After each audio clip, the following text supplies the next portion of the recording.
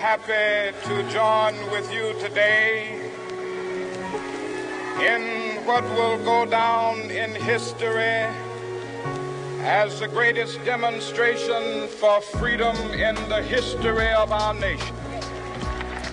And that quest for equality put people at great personal risk, including the brave men and women who called themselves the Freedom Riders. In fact, this Mother's Day, we celebrated the 50th anniversary of the very first Freedom Ride to desegregate buses in the Deep South. Tonight, we hear from two women who also took their seats in history. Here's Judy. We are soldiers. The movement absolutely changed who I was. And the movement not only changed these women, but changed the country. They were college students, and their sit-ins sparked a revolution. We were not just about making sure that people could sit at lunch counters or at supposedly public spaces. We really were about changing the entire structure that was unjust in this country.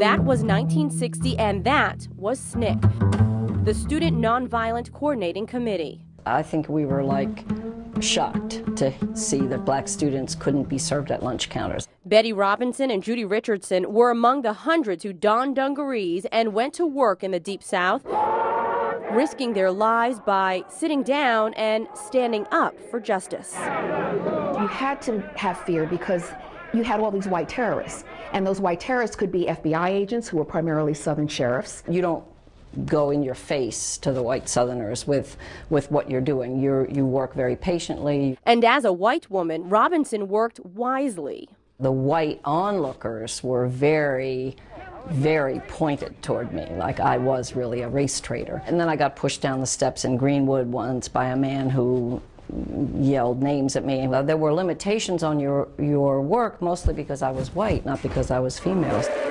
In fact, in an age where sexism existed even in the civil rights movement, there were no women who were allowed to speak at the March on Washington. SNCC gave these leading ladies a voice and a seat at the table. They were not only the troops of the civil rights movement, they were the leaders of the civil rights movement. Their remarkable accounts are now written down. Hands on the Freedom Plow is a collection of stories from 52 SNCC women who joined not because they set out to make history, but because they saw an injustice and chose to take a stand against it. The history of what you've been through, or the knowledge of what you've been through, lives inside of you, and that's something that you never forget. Stand up and fight. Delia Gonsalves, 9 News Now.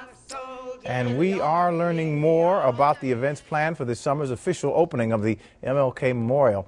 The dedication is scheduled for August the 28th. 250,000 people are expected for the ceremony, which will be held right down near the National Mall.